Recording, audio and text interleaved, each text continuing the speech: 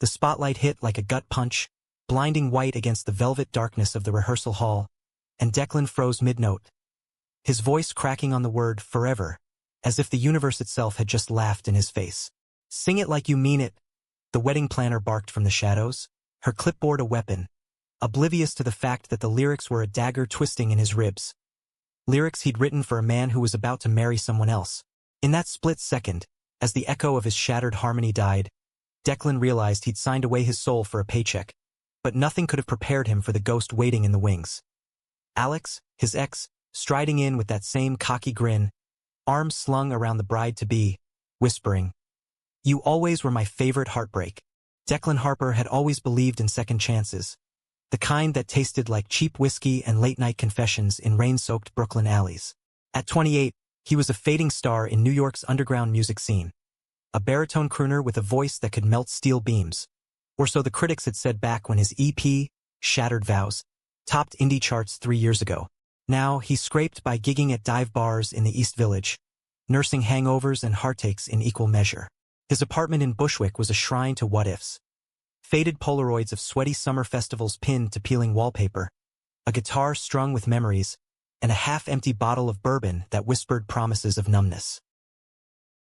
It started with a phone call on a drizzly Tuesday in October, the kind of gray Manhattan morning that made you question why anyone bothered with umbrellas. Declan's agent, Marla, a chain-smoking firecracker from Queens with a Rolodex thicker than her skepticism, had rung him up while he was mid-bite into a stale bagel. "Kid, you listening? This gig's gold. $5,000 to croon a couple tunes at a high-society wedding up in the Hamptons. Black tie affair, open bar, the works. You in?" Declan had laughed, a hollow sound that echoed off his empty fridge. $5,000? That was rent for 3 months, groceries that didn't come from dollar stores, maybe even a down payment on that dream studio time he'd been chasing since college. "What's the catch? They want me to serenade the cake or something?" Marla's cackle crackled through the line. "Nah, just some sappy love songs. The couple's loaded, tech bros and old money. You'll charm the caviar right out of him. Contract simple. 2 songs, your set list, no encores. Sign digitally, and I'll wire half up front." He'd clicked accept without a second thought, the PDF blurring past in his haste. Who needed details when desperation was knocking? By evening, the advance hit his account like a lifeline, and for the first time in months, Declan felt the weight lift, just a little.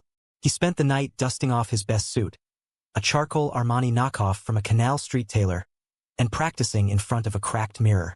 "To love like this," he murmured to his reflection.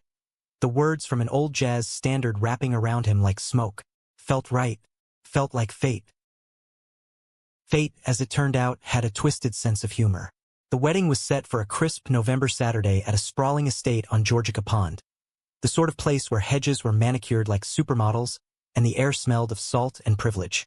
Declan arrived early, nerves buzzing like faulty wiring, his beat-up Subaru looking like a stray dog among the fleet of gleaming Teslas and Bentleys. He lugged his guitar case up the marble steps, the planner, a Botoxed blonde named Kendra with a headset mic and a perpetual scowl, greeting him like an unwelcome delivery. "You're late," she snapped, though his watch read 2:45 p.m., 15 minutes shy of call time. "Traffic from the city?" Declan lied smoothly, flashing his most disarming smile, the one that had once made audiences swoon. It worked. Her lips twitched into something resembling approval. "Rehearsals in the gazebo. Setlists locked. At last, for the first dance. And that one you wrote, Echoes in the Rain. Couple insisted." Kendra thrust a revised contract rider at him, her nails clicking like castanets. "Sign here. No changes, no drama. This is their day." Declan scrawled his name, the pen heavy in his hand, and wandered toward the water's edge. The gazebo was a fairy tale confection of white lattice and twinkling lights, overlooking dunes that whispered of Hampton's summers he'd only glimpsed in magazines. He tuned his strings, letting the notes drift like fallen leaves, and for a moment, he lost himself. Music had always been his anchor, the one place where pain transmuted into something beautiful. Back in undergrad at NYU, he'd busk on Washington Square, drawing crowds with covers of Billie Holiday and originals that bled raw emotion. That's where he'd met Alex. God, Alex. The name alone was a bruise he poked at in quiet hours. Alexander Ace Riley. Golden boy from Connecticut, old money, with sun-kissed hair, a trust fund, and a laugh that could disarm a room. They'd collided at a queer open mic night in the village, Alex nursing a gin and tonic at the bar. Eyes locked on Declan like he was the only melody in a cacophony. "You sing like you're confessing sins," Alex had said later, over falafel at a hole in the wall on St. Mark's. It was the start of everything. Stolen weekends in Alex's loft in Soho, road trips upstate where they'd hike hand-in-hand under autumn canopies. Whispered, "I love yous," against the hum of city traffic. But love in New York was a fragile thing, cracked by ambition and secrets. Alex's family, waspy bankers with a summer home in the very Hamptons Declan now haunted, had never warmed to him. "He's a phase." His mother had sneered at a tense dinner in Greenwich, her pearls clacking like judgment. Alex had promised to fight for them, to come out fully, to build a life beyond the shadows. Then came the late nights at the hedge fund, the networking trips to Miami. The way his phone buzzed with notifications, he angled away from Declan's gaze. Declan had confronted him one rain-lashed night in their shared apartment, voice breaking as he demanded truth. "It's not that simple," Alex had pleaded, eyes evasive. "The firm's conservative. My folks, they expect things. Expect you to marry a girl and pop out heirs?" Declan had shot back, the words venomous. The fight escalated. Plates shattered, accusations flew, until Alex walked out, suitcase in hand, leaving Declan with a lease he couldn't afford and a heart filleted open. That was 2 years ago. Declan had clawed his way through the aftermath. Therapy sessions in Chelsea paid for by gig tips, pride parades where he'd march alone but fierce, a string of flings that fizzled like wet firecrackers. He'd channeled it all into Echoes in the Rain, the song that had briefly made him a name.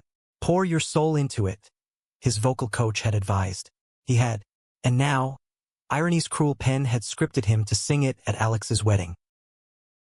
The rehearsal dragged into afternoon, Kendra barking cues as staffers flitted like hummingbirds, floral arrangements in blush peonies, a string quartet tuning in the tent. Declan nailed at last. Etta James's timeless ache pouring from him like honeyed bourbon, but when he segued into his own track, the notes caught thorns. Rain on the window, your ghost in the glass / whispered goodbyes that were never meant to last. His voice trembled on the bridge, the gazebo blurring as memories flooded. Alex's head on his shoulder during a blackout in the village, their fingers laced under starless skies. "Cut. Too maudlin," Kendra called, shattering the spell. "Lighten it up. This is a celebration, not a funeral dirge." Declan nodded mutely, swallowing the lump in his throat. As he packed up, a shadow fell across the fretboard. He looked up and the world tilted. "Deck? Holy shit, is that you?" Alex stood there, casual in chinos and a linen shirt unbuttoned just enough to show the tan line from summer sails. His hair was shorter, styled with that effortless wave, but his blue eyes, those damn ocean blue eyes, held the same spark that had once set Declan ablaze. Beside him, a woman with sleek blonde bob and a diamond the size of a doorknob clung to his arm, her smile all teeth and curiosity. "Alex," Declan managed, the name tasting like ash. He rose slowly, guitar case a shield between them. "Long time." "Yeah, man. Too long." Alex's grin faltered, something flickering in his gaze. Regret? Guilt? It vanished as quickly as it came, replaced by that polished charm. "This is Fiona. Fi, meet Declan, the singer I told you about. The one with the voice that could raise the dead." Fiona extended a manicured hand, her grip firm. "Charmed. Ace raves about your stuff. That EP? Gave me chills. We're thrilled you're doing our first dance." Declan shook her hand, the cool metal of her engagement ring biting into his palm. Of course he'd reverted to the frat boy nickname. "Happy to. Congrats, by the way. You too. You look great." The small talk clawed at him. Wedding colors? Ivory and sage. Guest list? 200. Including a senator. Honeymoon? Bora Bora. Alex's laugh boomed too loud. Fiona's anecdotes too rehearsed. Declan nodded through it, excusing himself when the quartet struck up a test run of Vivaldi. He retreated to the pond's edge, skipping stones into the brackish water, each plunk a punctuation to the rage simmering in his chest. Why hadn't Marla warned him? A quick text to her yielded a frantic reply. Oh God. Deck. I didn't connect the dots. Riley? As in Ace Riley? Abort if you can, the penalty's steep. Too late. The contract was ironclad, liquidated damages that would bankrupt him faster than bad reviews. He was trapped, a songbird in a gilded cage, forced to warble joy while his heart bled out. As dusk painted the sky in bruised purples, guests trickled in, limos disgorging influencers in designer gowns, tech moguls with Rolexes that screamed new money. Declan changed in a guest cabana, the mirror reflecting a stranger. Hollow-cheeked, eyes rimmed red from suppressed tears. He straightened his tie, spritzed cologne, sandalwood and regret, and stepped into the fray. The ceremony tent was a vision. Crystal chandeliers dangling like frozen rain, aisles lined with lanterns that glowed like fireflies.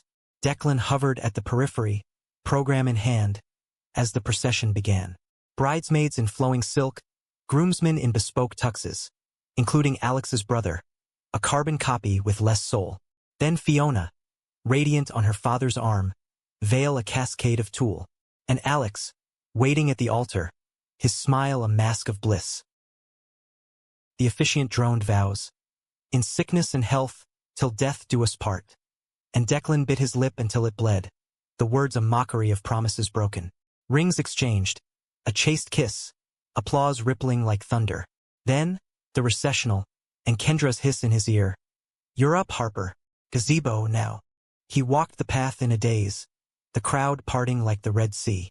Whispers followed. Is that him? The indie guy? God, he's hotter in person. The gazebo loomed, strings swelling, spotlights bathing him in ethereal glow. Alex and Fiona took their places center stage, hands clasped, eyes shining with what looked like genuine love. Ladies and gentlemen, the DJ boomed. A special first dance, performed live by the incomparable Declan Harper. Applause swelled. Declan strummed the opening chords of At Last. His voice a velvet rumble. At last, my love has come along. The couple swayed, Fiona's head on Alex's shoulder, the guests a blur of champagne flutes and knowing smiles. He poured himself into it, every note a surrender, until the final fermata faded and cheers erupted. Encore? Someone called. Kendra shot him a glare, but Alex caught his eye, mouthing one more. Declan hesitated, fingers ghosting the strings. Echoes in the rain. The song he'd written in the wreckage of their love, the one that had gone viral on TikTok, racking up millions of heartbroken plays. He could bail, pay the fee, slink away, or he could sing and let the truth bleed out. The first notes trembled into the night air, soft and haunting. Rain on the window, your ghost in the glass. Heads turned, murmurs rippling. Fiona smiled, oblivious, but Alex's face drained of color, recognition dawning like a storm cloud. Declan sang on, voice gaining steel. You promised the stars, but left me the dark/echoes of us, tearing me apart. The bridge hit like a freight train, the part where he'd improvised lyrics in the studio, raw confessions of betrayal. I found the texts, the lies you spun/hotel rooms and alibis under the gun. Gasps punctured the melody. Alex stiffened, his hand dropping from Fiona's waist. She frowned, glancing between them. Ace? What's? But Declan didn't stop. His eyes locked on Alex's, tears spilling freely now. The gazebo a confessional under the stars. You said forever, but forever was a cage/for a boy too scared to turn the page. The final chorus swelled, cathartic and fierce, and as the last chord died, silence crashed down. Thicker than fog, heavier than regret. Then chaos. Fiona whirled on Alex, voice a whip. Texts? What the hell does that mean? Guests shifted, phones slyly angling for footage, the senator's wife clutching her pearls. Alex stammered, face ashen. Deck, wait! This isn't. Isn't what? Declan rasped, stepping forward, guitar slung like a battle axe. Isn't the truth? You think I didn't know? The weekend in Miami, with that intern from your office? The one you swore was just a colleague? The crowd inhaled sharply. Fiona's eyes widened, then narrowed to slits. Alex? Tell me he's wrong. Alex's mouth opened, closed, a fish drowning in air. Phi, baby, it's ancient history. I was lost, messed up, lost. Fiona's laugh was brittle, shattering. She yanked off her ring, hurling it into the pond with a defiant splash. You cheated on him and you were going to cheat on me? With who knows how many? She stormed off, veil trailing like a fallen banner, bridesmaids scrambling in her wake. Pandemonium erupted, guests buzzing like hornets, the quartet packing up in haste, Kendra shrieking into her headset about lawsuits. Alex lunged for Declan, grabbing his arm. You had to do this? Ruin everything? For what? Payback. Declan's laugh was bitter, wrenching free. Payback? I came here to sing, Alex. To survive. You ruined us first. He shoved past, the night air cool against his flushed skin, and bolted for the parking lot. Tires screeched as he peeled out, the estate shrinking in his rear view, a glittering ruin. Back in the city, the fallout hit like a nor'easter. By dawn, Hampton's wedding crash was trending. Grainy videos of Declan's performance dissected on every feed from TMZ to TikTok. Indie singer exposes groom's betrayal live, screamed headlines. His phone exploded. Marla cursing a blue streak, offers from podcasters, even a label exec sniffing around for a follow-up single. But Declan ignored it all, holing up in Bushwick with a fresh bottle and his guitar. The high of vengeance soured fast, leaving a hollow ache. Had he become the villain? Stolen someone else's joy to reclaim his own? He strummed aimlessly, the notes fracturing into sobs, until a knock rattled the door. It was Alex, disheveled in yesterday's shirt, eyes bloodshot and haunted. Let me in, December. Please. Against every instinct, Declan did. They sank onto the sagging couch, silence stretching like a taut wire. Fiona left, Alex finally whispered. Packed a bag, called off the whole thing. My folks, they're livid. Disowned me on the spot. Declan snorted, no sympathy stirring. Karma's a bitch, huh? Alex winced, leaning forward, elbows on knees. I deserve that. All of it. I was a coward, chasing approval, burying who I am. You were right. I broke us because I couldn't face me. Tears tracked his cheeks, unashamed. But hearing you sing last night, it was like waking up. That song. It's us. Isn't it? The good, the ugly. I never stopped loving you, December. I just forgot how. The words hung, fragile as spun glass.